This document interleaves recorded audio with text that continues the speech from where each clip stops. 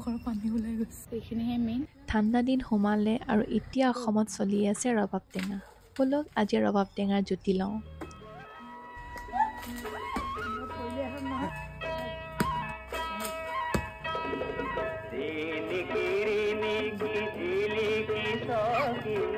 देखा